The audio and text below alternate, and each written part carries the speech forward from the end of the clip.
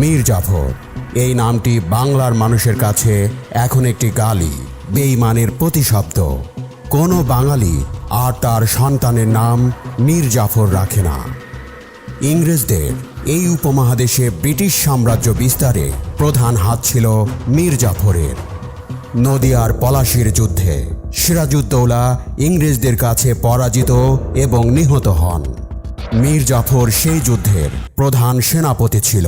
তার নিয়ন্ত্রণে থাকা সৈন্যদল যুদ্ধে অংশগ্রহণ না করায় নবাব যুদ্ধে হেরে যান।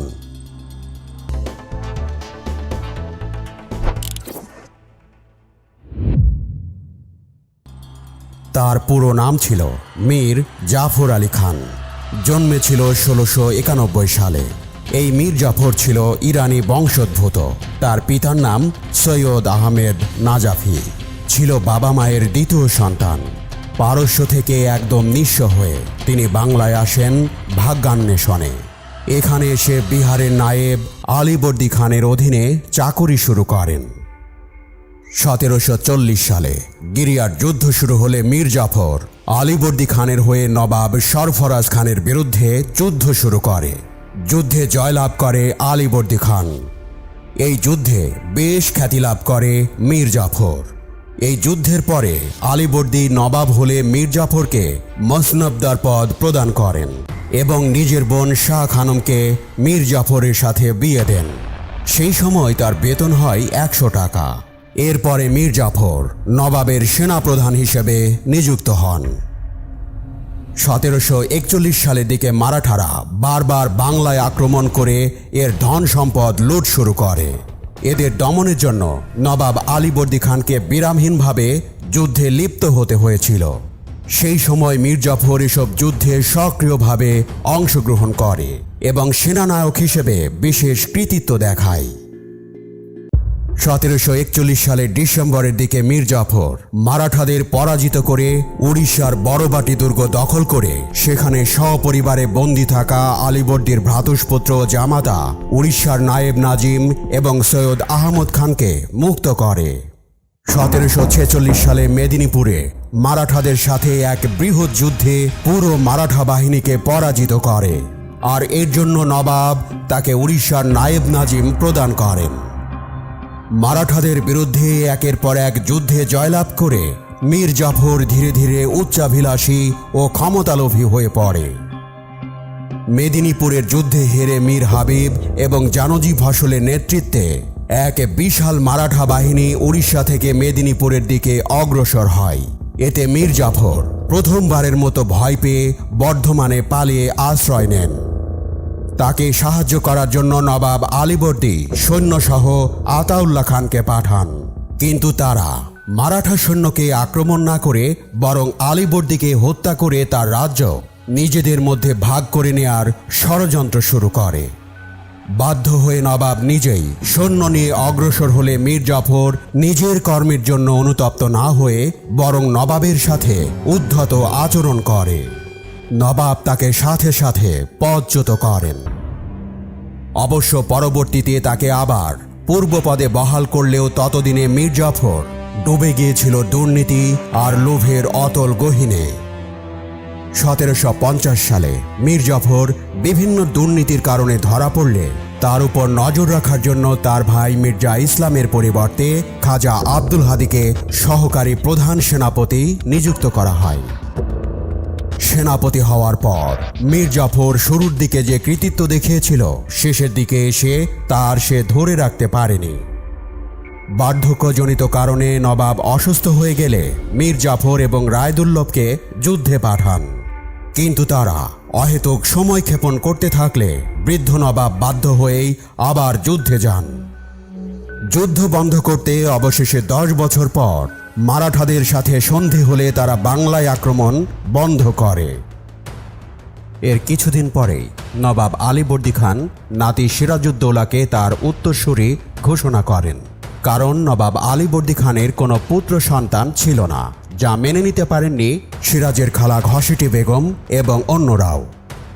অর্বাচীনরা প্রাসাদ ষড়যন্ত্রে লিপ্ত হয়। সিরাজকে সিংহাসন থেকে তাড়াতে ইংরেজদের সঙ্গে জোট বাঁধে। প্রধান সেনাপতি হয়েও মীর জাফর সিরাজউদ্দৌলাকে নবাব হিসেবে মেনে নিতে পারেননি। সে আশা করেছিল আলীবর্দী খানের পর সেই হবে নবাব। কিশোর সিরাজউদ্দৌলার কাছে নিজের নবাব হওয়ার স্বপ্ন ভেঙে যাওয়ায় সে ব্রিটিশ ইস্ট ইন্ডিয়া কোম্পানির লর্ড ক্লাইভের সাথে নবাব সিরাজউদ্দৌলাকে সিংহাসনচ্যুত করতে এক গভীর ষড়যন্ত্রে লিপ্ত হয়। আর সেই ষড়যন্ত্রে ইয়ার লতিফ, জগৎ শেঠ, উমিচাঁদ প্রমুখকে যুক্ত করতে সক্ষম হয় মীর জাফর। 1757 সালের 23 জুন পলাশীর প্রান্তরে নিভে যায় বাংলা, বিহার, উড়িষ্যার স্বাধীনতার সূর্য। বলা যায় ভারতবর্ষের স্বাধীনতাও অস্তমিত হয়। 1757 সালের 23 জুন সকাল 8টার দিকে যুদ্ধ আরম্ভ হয়। ক্লাইভ ছিলেন সাহসী সেনাপতি। তার বাহিনী ইংরেজ সেনাদের সাহস ও দক্ষতাও ছিল নবাব বাহিনীর চেয়ে এগিয়ে। তবে সিরাজউদ্দৌলার সেনা ছিল কোম্পানির কয়েক গুণ। সেই বাহিনীতে যুক্ত ছিল ফরাসিরাও, যোদ্ধা হিসেবে যারা ইংরেজদের চেয়ে কোনো অংশেই কম নয়। কোম্পানির সেনারাও সিংহভাগ ছিল এই দেশি। সেহেতু দুই পক্ষের যুদ্ধে নবাব বাহিনীর জয়লাভই ছিল নিশ্চিত। আর সে কারণেই রণাঙ্গনে যাওয়ার আগেই জয় নিশ্চিত করার কৌশল বেছে নেন ক্লাইভ। সিরাজের প্রধান সেনাপতি মীর জাফরকে তিনি কিনে নেন নবাব বানানোর টোপ ফেলে। নবাব সিরাজউদ্দৌলার প্রভাবশালী সেনাপতি ও সভাসদকেও তারা কিনে নেন যুদ্ধ জয়ের পর পুরস্কৃত করার লোভ দেখিয়ে। নবাবের স্বজনদেরও অনেকেই ইংরেজদের পক্ষ নিয়েছিলেন। মীর মদন, মোহনলাল, খাজা আব্দুল হাদি খান, নবসিং হাজারি প্রমুখ সেনাপতির নেতৃত্বে নবাব বাহিনী বীরত্বের সঙ্গে যুদ্ধ করে। তবে প্রধান সেনাপতি মীর জাফর, ইয়ার লতিফ ও রায়দুল্লভ রামের অধীন নবাবের প্রায় 2/3 সেনা নিষ্ক্রিয়ভাবে দাঁড়িয়ে থাকে। তারপরও যুদ্ধ ছিল নবাব বাহিনীর অনুকূলে। কিন্তু বেলা 3টার দিকে কামানের গোলায় মীর মদন মারা গেলে নবাব বাহিনীতে অস্থিরতা দেখা দেয়। মীর মদনের মৃত্যুতে নবাব সিরাজউদ্দৌলা প্রধান সেনাপতি মীর জাফরকে ডেকে পাঠান। তিনি আত্মীয় হিসেবে তার জীবন ও সম্মান রক্ষায় ইংরেজদের বিরুদ্ধে যুদ্ধে নামার অনুরোধ করেন।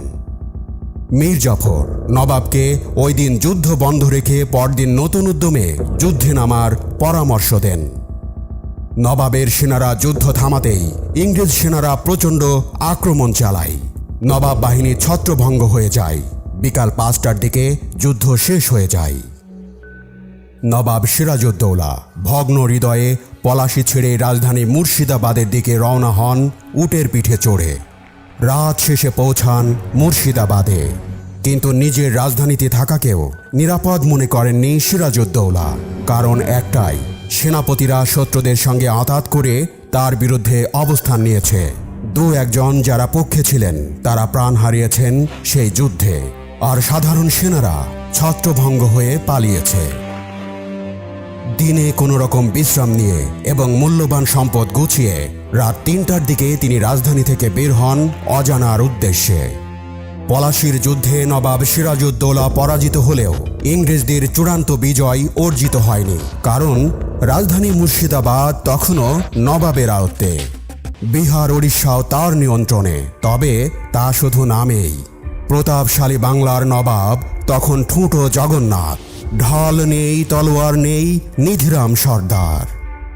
তাই পলাশীতে নবাব বাহিনীকে হারানোর পর তড়িঘড়ি রাজধানী মুর্শিদাবাদ দখলের উদ্যোগ নেয়নি ইংরেজরা। সিরাজউদ্দৌলা 24 জুন ভোররাতে রাজধানীতে পালিয়ে গেলেও ইংরেজ কিংবা মীর জাফর বাহিনী তার পিছু নেয়নি। ভাবটা এমন, নবাব পালাবে কোথায়? 23 জুন রাতটা পলাশী প্রান্তরেই কাটান রবার্ট ক্লাইভ ও মীর জাফর। সকালবেলা পলাশী যুদ্ধের বিজয়ী সেনানায়ক রবার্ট ক্লাইভ মীর জাফরের শিবিরে চিঠি পাঠান। সেই চিঠিতে পলাশীতে ইস্ট ইন্ডিয়া কোম্পানির জয়ের সব কৃতিত্ব মীর জাফরকে দেন। লেখেন, এই জয়ের জন্য আমি আপনাকে অভিনন্দন জানাই। এ জয় আমার নয়, আপনার। আশা করি আপনাকে নবাব করার সুযোগ পেয়ে আমি নিজে সম্মানিত হতে পারব। এই চিঠির আগে সকালে মীর জাফর নিজেই গিয়েছিলেন ইংরেজ শিবিরে রবার্ট ক্লাইভের সঙ্গে দেখা করতে। ইংরেজরা সিংহাসনের লোভ দেখিয়ে মীর জাফরকে দিয়ে নবাব সিরাজকে ঘায়েল করলেও তারা কথা রাখবে কিনা সে বিষয়ে উৎকণ্ঠায় ছিলেন মীর জাফর। ইংরেজ সেনারা মীর জাফরকে নিয়ে যায় কর্নেল ক্লাইভের তাঁবুতে। ক্লাইভ মীর জাফরকে বলেন, আপনার এখনই রাজধানী মুর্শিদাবাদের দিকে রওনা হওয়া উচিত। রাজধানী নিজের কবজায় আনুন। আপনার সঙ্গে কর্নেল ওয়াটসও যাবেন। মীর জাফরের সঙ্গে মুর্শিদাবাদ অভিমুখে রওনা দেন রবার্ট ক্লাইভও। এর কিছুকাল পরেই ইংরেজ সেনাপ্রধান কর্নেল রবার্ট ক্লাইভ প্রকাশ্য দরবারে মীর জাফরকে নবাব সিরাজউদ্দৌলার মসনদে বসান। তার গৃহীত পূর্ণাঙ্গ নাম হয় সুজাউল মুলক হিশামুদ্দৌলা মীর মোহাম্মদ জাফর আলী খান মোহাব্বত জং, অর্থাৎ দেশের সাহসী, সাম্রাজ্যের তরবারি, সংগ্রামে ভয়ঙ্কর মীর মোহাম্মদ জাফর আলী খান। পুত্র মিরনের প্রবল আগ্রহে তাকে শাহাম্মদ জং বা সংগ্রামে সাহসী উপাধি প্রদান করেন। মসনদে বসানোর পর ক্লাইভ এই দেশের প্রচলিত রীতি অনুসারে নবাবকে আনুষ্ঠানিক নজরানা প্রদান করে তার প্রতি আনুগত্য প্রদর্শন করেন। মীর জাফর ও লর্ড ক্লাইভ তাদের বাহিনী সহ রাজধানী মুর্শিদাবাদে এসে দেখেন সিরাজউদ্দৌলা নেই। মীর জাফরের ছেলে মিরন সিরাজের খোঁজে চারদিকে লোক পাঠান। সিরাজউদ্দৌলা ছদ্মবেশে রাজধানী থেকে বেরিয়ে যান। সঙ্গে নেন কিছু বিশ্বাসী আত্মীয় আর কয়েকজন হিজড়া। রাত ৩টায় স্ত্রী লুৎফুন্নিসা আর কয়েকজন ঘনিষ্ঠকে পর্দায় ঢাকা গাড়িতে বসানো হয়। সোনা জহরত যতটা সম্ভব নিয়ে তারা প্রাসাদ ছাড়েন। মুর্শিদাবাদ থেকে প্রথমে ভগবানগোলায় গিয়েছিলেন সিরাজউদ্দৌলা, কিন্তু সেখানে থাকা নিরাপদ মনে করেননি নবাব সিরাজ। দিন দুয়েক পর বেশভূষা বদলে রাজমহলের কাছে পৌঁছান নবাব সিরাজউদ্দৌলা। ৩ দিন ধরে অনাহারে থাকায় বাধ্য হয়ে খাওয়ার জন্য একটু বিরতি নিয়েছিলেন নবাব ও তার সঙ্গীরা। পুরস্কৃত হওয়ার লোভে শাহদানা নামে এক ফকির মিরনকে গোপনে খবর দেন সিরাজউদ্দৌলা সেখানে অবস্থান করছেন। খবর পেয়ে মীর জাফরের জামাতা মীর কাসেম সেনাদের নিয়ে ঘিরে ফেলেন গোটা এলাকা। পলাশী যুদ্ধের ৮ দিন পর সিরাজউদ্দৌলাকে নিয়ে আসা হয় মুর্শিদাবাদে। ক্ষমতাচ্যুত নবাবকে মীর জাফরের সামনে মাঝরাতে হাজির করা হয়। ওই রাজপ্রাসাদে কদিন আগেও নবাব হিসেবে বাস করতেন সিরাজউদ্দৌলা। মীর জাফরের সামনে দাঁড়িয়ে ভয়ে কাঁপছিলেন ক্ষমতা হারানো নবাব। প্রাণ ভিক্ষা চান সিরাজউদ্দৌলা। সেনারা রাজমহলের অন্যদিকে নিয়ে গেল ক্ষমতাচ্যুত নবাবকে। এরপর মীর জাফর তার পারিষদদের সঙ্গে আলোচনায় বসলেন সিরাজউদ্দৌলাকে কি করা উচিত তা নিয়ে। তাদের কাছে ৩টি পথ খোলা ছিল, হয় তাকে মুর্শিদাবাদে বন্দি করে রাখা হোক অথবা দেশের বাইরে অন্য কোথাও রাখা হোক আটক। তৃতীয় বিকল্প ছিল প্রাণদণ্ড। সভাসদের অনেকেই চেয়েছিলেন সিরাজউদ্দৌলাকে বন্দি রাখতে, কিন্তু মীর জাফরের ১৭ বছর বয়সী পুত্র মিরন কড়া বিরোধিতা করেন। মীর জাফরের নিজস্ব কোনো মতামত ছিল না। সিরাজউদ্দৌলাকে নিয়ে কি করা হবে? মীর জাফর যেহেতু নিজস্ব কোনো মতামত দেননি, তাই মিরন সেটাকেই বাবার সম্মতি বলে ধরে নিয়েছিলেন। তিনি তার বাবাকে বললেন, আপনি এখন বিশ্রাম নিন, আমি এদিকটা সামলে নেব।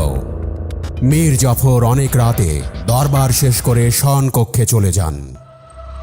সিরাজউদ্দৌলার ভাগ্য মিরনের হাতে ছেড়ে দেওয়ার অর্থই ছিল তাকে মৃত্যুর মুখে ঠেলে দেওয়া। ঠিক তেমনটি ঘটেছে সেই রাতে। মিরন তার সঙ্গী মোহাম্মদ বেগকে দায়িত্ব দিলেন সিরাজউদ্দৌলাকে হত্যা করার। মিরন তার সঙ্গীদের নিয়ে সিরাজউদ্দৌলার কাছে যখন গেলেন, তখনই সিরাজ বুঝে ফেলেন কি হতে চলেছে তার ভাগ্যে। তিনি মিরনের কাছে আবেদন করেন মেরে ফেলার আগে যেন তাকে অজু করে নামাজ পড়ার অনুমতি দেওয়া হয়। নিজেদের কাজ দ্রুত সম্পন্ন করতে খুনিরা অজুর পানির বদলে সিরাজের মাথায় এক ঘড়া পানি ঢেলে দেয়। তিনি যখন বুঝলেন যে ঠিকমতো তাকে অজু করতেও দেওয়া হবে না, তখন তিনি খাওয়ার জন্য একটু পানি দিতে বললেন। ঠিক তখনই মোহাম্মদ বেগ ছুরি দিয়ে সিরাজকে প্রথম আঘাত হানেন। বাকিরা তলোয়ার দিয়ে হামলা চালায় সিরাজের ওপর। কয়েক মিনিটের মধ্যেই তাদের কাজ শেষ হয়। মাথাটা ঝুঁকে পড়ে সিরাজের, তিনি গড়িয়ে পড়েন। মৃত্যুকালে বাংলার শেষ স্বাধীন নবাব সিরাজউদ্দৌলার বয়স হয়েছিল মাত্র 25 বছর। সিরাজউদ্দৌলাকে হত্যা করেই ক্ষান্ত হয়নি ইংরেজদের কেনা গোলামরা। পরদিন ক্ষত বিক্ষত দেহ হাতির পিঠে চাপিয়ে মুর্শিদাবাদের অলি গলি বাজারে ঘোরানো হয়। মিরনের নিষ্ঠুরতা এরপরও চলতে থাকে। কিছুদিনের মধ্যেই সে আলীবর্দী খানের বংশের সব নারীকে হত্যা করে, যাদের মধ্যে ঘসিটি বেগম সহ এমন নারীরাও ছিল যারা সিরাজের বিরুদ্ধে ষড়যন্ত্রে যুক্ত ছিল। প্রায় 70 জন নিরপরাধ বেগমকে একটি নৌকায় তুলে মাঝগঙ্গায় ডুবিয়ে দেওয়া হয়। সিরাজউদ্দৌলার বংশের বাকি নারীদের বিষ খাইয়ে হত্যা করা হয়। নৌকা ডুবি আর বিষ খাইয়ে যাদের হত্যা করা হয় সবাইকে একই সঙ্গে নদীর ধারেই খুশবাগ নামের একটি বাগানে দাফন করা হয়েছিল। শুধু একজন নারীকে মেরে ফেলা হয়নি, তিনি সিরাজউদ্দৌলার পরমা সুন্দরী স্ত্রী লুৎফুন্নিসা। মীর জাফর আর তার 17 বছর বয়সী পুত্র মিরন দুজনই সিরাজউদ্দৌলার বিধবা স্ত্রীকে বিয়ে করতে চেয়েছিলেন। লুৎফুন্নিসা পিতা পুত্র দুজনের প্রস্তাবই ফিরিয়ে দেন, এই বলে যে প্রথমে হাতির পিঠে চড়েছি, এখন গাধার পিঠে চাপা সম্ভব নয়। এর আগে মীর জাফর ক্লাইভের সাথে গোপন চুক্তির শর্তানুসারে নবাব সিরাজউদ্দৌলার অধিকারে থাকা সরকারি রাজভাণ্ডার ও সেখানে প্রাপ্ত সম্পদের দখল ও ভাগাভাগির কাজে আত্মনিয়োগ করেন। এই সরকারি ভাণ্ডারে 1,76,00,000 টাকা রৌপ্য মুদ্রায়, 32 লাখ টাকা স্বর্ণ মুদ্রায়, 2 সিন্দুক ভর্তি সোনার পাতা, 4 সিন্দুক ভর্তি হীরা জহরত ও অপেক্ষাকৃত ছোট 2 সিন্দুক ভর্তি মণিমুক্তা পাওয়া যায়। নবাবের হারেমে একটি গোপন ভাণ্ডারে আরও 8 কোটি টাকা ছিল। ক্লাইভকে চালাকির মাধ্যমে বঞ্চিত করে এই 8 কোটি টাকার সবই মীর জাফর, আমির বেগ, রামচাঁদ ও নবকৃষ্ণ নিজেদের মধ্যে ভাগ করে নেন। এই টাকার ভাগ না পেলেও ক্লাইভের পুষে গিয়েছিল, তবে নবাবের প্রকাশ্য ভাণ্ডারে অর্থ না পাওয়ায় এবং গোপন চুক্তির শর্তানুসারে ক্লাইভকে 1.5 কোটি টাকা না দিতে পারায় মীর জাফরকে বর্ধমান ও পার্শ্ববর্তী অঞ্চল ইংরেজদের কাছে ইজারা দিতে হয়। নবাব সিরাজের হারেমে রক্ষিত অজস্র অর্থ হস্তগত করার পর মীর জাফর সীমাহীন ভোগবিলাসে নিমগ্ন হন। সব সময় দামি গহনা জহরত পরার একটা শখ ছিল মীর জাফরের, কিন্তু নবাব হওয়ার পরেই নানা রত্নখচিত 6-7টা গহনা পরতে শুরু করেছিলেন মীর জাফর। গলায় 3-4টে মুক্তোর মালা থাকতো সব সময়, তার গান শোনা চাই আর নারীদের নাচ দেখা চাই। পিতার সাথে তরুণ পুত্র মিরনও নিঃসংকোচে ভোগবিলাসের স্রোতে গা ভাসিয়ে দেয়। পলাশির যুদ্ধের বছর খানেকের মধ্যেই মীর জাফরের তেজ ধীরে ধীরে কমতে থাকে। কিছুদিন আগেও যে ক্লাইভ মীর জাফরের হয়ে কথা বলতেন, তিনিও তাকে দ্য ওল্ড ফুল বা বোকা বুড়ো বলে, আর তার ছেলে মিরনকে আ ওয়ার্থলেস ডগ বা বেকার কুকুর বলে উল্লেখ করতে থাকেন। আলস্য, অক্ষমতা আর আফিমের নেশা মীর জাফরকে পুরোপুরি বদলে দিয়েছিল। দেশে সুশাসন প্রতিষ্ঠা, অর্থনৈতিক অবস্থার নিয়ন্ত্রণ, সশস্ত্র বাহিনীর বেতন পরিশোধ বা কৃষকদের অবস্থার উন্নতির কোনো চিন্তাই তার মনে উদয় হয়নি। অবস্থায় এমন দাঁড়িয়ে যায় যে বেতনের অভাবে সৈন্যরা তাদের অসহায় ঘোড়াগুলোকে খাবারের জন্য মাঠে ছেড়ে দিতে বাধ্য হয়। পিতা পুত্রের অধীন শখানেক প্রিয় পাত্র ও নারী ব্যতীত আর কারো নিয়মিত বেতন পাওয়ার ব্যবস্থা ছিল না। 1758 সালের 11 নভেম্বর ক্লাইভ জন পিনকে লেখা এক চিঠিতে বলেছেন, যে ব্যক্তিকে আমি মসনদে বসিয়েছিলাম সে অহংকারী, লোভী আর কথায় কথায় গালিগালাজ করা এক লোকে পরিণত হয়েছে। তার এই ব্যবহারের জন্য নিজের প্রজাদের কাছ থেকেই সে দূরে সরে যাচ্ছে। ক্লাইভ ইংল্যান্ডে ফিরে যাওয়ার আগে অবধি মীর জাফর তার সৈন্যদের 13 মাসের বকেয়া বেতনের মাত্র 3টে কিস্তি দিতে পেরেছিলেন। বেতন না পেয়ে সৈনিকরাও ক্ষোভে ফুঁসতে শুরু করেছিল, এমনকি জমাদাররাও ছেঁড়া ফাটা পোশাক পরতে বাধ্য হতেন। পলাশির যুদ্ধের 3 বছরের মধ্যেই ভারতের অন্যতম ধনী শহর মুর্শিদাবাদ দুস্থ হয়ে পড়ল। একদিকে যখন মীর জাফরের রাজ্য শাসনে অক্ষমতা পরিষ্কার হচ্ছে, তখন তার ছেলে মিরন নিষ্ঠুরতা চালিয়েই গেছে। দয়া বা ঔদার্য এই শব্দগুলো তার অভিধানে ছিলই না। তার সব থেকে বড় চিন্তা ছিল আলীবর্দী খানের পরিবারের সদস্যদের নিয়ে, যাতে ভবিষ্যতে কোনোদিন বিদ্রোহের কোনো সম্ভাবনাও না থাকে। মিরন আলীবর্দী খানের পুরো হারেম নদীতে ডুবিয়ে তো দিয়েছিল, তারপরে তার নজর পড়ে সিরাজের সবচেয়ে কাছের 5 আত্মীয়ের পরিবারের দিকে। সিরাজউদ্দৌলার ছোট ভাই মির্জা মেহেদীকে দুটো কাঠের তক্তার মাঝে রেখে পিষে মেরেছিল মিরন। ওই হত্যাকাণ্ডের যুক্তি হিসেবে সে বলেছিল, সাপ মারার পরে তার বাচ্চাদের বাঁচিয়ে রাখা বুদ্ধিমানের কাজ নয়। সিরাজউদ্দৌলার পরিবারের যতজন সদস্যকে সে হত্যা করেছিল তার একটা তালিকা সে নিজের কাছে রাখত। খুব কম সময়ের মধ্যেই সেই তালিকায় নামের সংখ্যা 300-রও বেশি হয়ে গিয়েছিল। কিছুদিনের মধ্যেই মানুষ বুঝতে পারল যে বাংলা শাসন করার ক্ষমতা মীর জাফরের নেই। ক্লাইভ ইংল্যান্ডে ফিরে যাওয়ার জাহাজে ওঠার আগে বলেছিলেন, মীর জাফরের শাসন করার কোনো ক্ষমতাই নেই। প্রজাদের ভালোবাসা আর বিশ্বাস জয় করতেও সে অক্ষম। তার কুশাসন বাংলাকে অরাজকতার দিকে ঠেলে দিয়েছে। তারা উভয়েই জনগণের কাছে ঘৃণার পাত্রে পরিণত হন। ইংরেজরা তাদের নিয়ে মহা মুশকিলে পড়ে যায়। মীর জাফর যে এত অপদার্থ সে কথা তারা ভাবতেও পারেনি। ইংরেজরা তাকে অপসারণের চিন্তা করতে লাগলো, কিন্তু তার স্থানে বসাবে কাকে? তার গুণধর পুত্র মিরন অপদার্থতায় তার পিতার কয়েক গুণ উপরে। তার উপর ইংরেজদের তিনি পাত্তাই দিতে চান না। ঝড় বৃষ্টিময় এক মহা দুর্যোগের রাতে তাঁবুতে বিশ্রামরত অবস্থায় হঠাৎ বজ্রাঘাতে মিরন মারা যান। পরবর্তীকালে ফরাসি সেনাপতি মশিউল্লাহ সহ অনেকেই একে একটি বানোয়াট কাহিনী বলেছেন। কারণস্বরূপ বলা যায়, ইংরেজরা মিরনের অদ্ভুত ও তাদের প্রতি অনমনীয় মনোভাব দেখে এক ঝড় বৃষ্টি রাতে তাকে হত্যা করার ব্যবস্থা করে। পরে তাদের বেতনভুক্ত গোলাম হোসেনকে দিয়ে এমন কাহিনী লেখার ব্যবস্থা করেন যে মিরনের বজ্রাঘাতে মৃত্যুর কাহিনীটি সর্বস্তরের মানুষের কাছে গৃহীত হয়। নবাবী লাভের পরপরই মীর জাফর ও মিরনের নির্দেশে নবাব সিরাজের মা আমিনা বেগম ও খালা ঘসিটি বেগমকে ঘাতক বুড়িগঙ্গা নদীতে ডুবিয়ে হত্যা করে। উচ্ছল ও প্রাণবন্ত ভাষায় সেখানে বর্ণনা করা আছে যে মৃত্যুর আগে তারা নাকি অভিশাপ দিয়েছিলেন মিরন বজ্রাঘাতে মারা যাবে। পরবর্তীকালে কলকাতার ইস্ট ইন্ডিয়া কোম্পানির কর্মকর্তারা অনুসন্ধান করে এই সিদ্ধান্তে আসেন যে এটি সম্পূর্ণরূপে কাল্পনিক একটি কাহিনী। মিরনের মৃত্যুর পর কয়েক মাসের বেশি মীর জাফর মসনদে থাকতে পারেননি, কিন্তু ইংরেজদের সাথে হওয়া চুক্তি অনুযায়ী অতিরিক্ত অর্থ প্রদান করতে ব্যর্থ হলে তাকে সরিয়ে ইংরেজরা তার জামাতা মীর কাসিমকে নবাব বানায়। মীর কাসিম শ্বশুরের মতো মেরুদণ্ডহীন ছিলেন না। তার স্বাধীন চেতা মনোভাবের কারণে ইংরেজদের সাথে তার বিরোধ বাধে ও বেশ কিছু যুদ্ধ হয়। বক্সারের যুদ্ধে তাকে পরাজিত করে ইংরেজরা মীর জাফরকে আবার মসনদে বসায়। নির্লজ্জ মীর জাফর তা গ্রহণ করেন।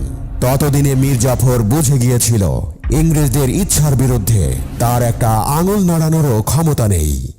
আর ইংরেজরাও বুঝে গিয়েছিল এই বাংলা লুটে নিতে চাইলে মীর জাফরের মতো লোকই তাদের দরকার হবে।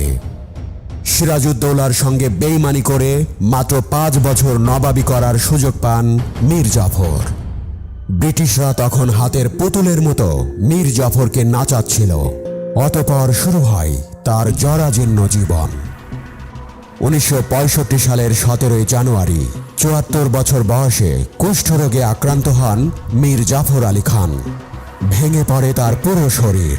শরীরে তখন অসংখ্য ঘা ও ফোড়া, দূষিত রক্ত ও পুজ পুড়ে দুর্গন্ধ বের হওয়া শুরু হয়। এই অবস্থায় পরিবারের লোকজন তাকে জঙ্গলে রেখে আসে। তখন মহারাজ নন্দকুমার নামে এক কুচক্রী ব্রাহ্মণ তার প্রধানমন্ত্রী ছিলেন। তিনি মাত্র 10-12 হাজার টাকার বিনিময়ে ফরাসিদের চন্দননগর দুর্গ ইংরেজদের হাতে তুলে দিয়েছিলেন। কুচক্রী ব্রাহ্মণের পরামর্শেই মীর জাফর এক হিন্দু দেবী কিরিটেশ্বরীর পা ধোয়া পানি ঔষধ হিসেবে সেবন করেন। এভাবে ঈমান বিসর্জন দিয়ে 1765 সালের 5 ফেব্রুয়ারি মৃত্যুবরণ করেন মীর জাফর আলী খান।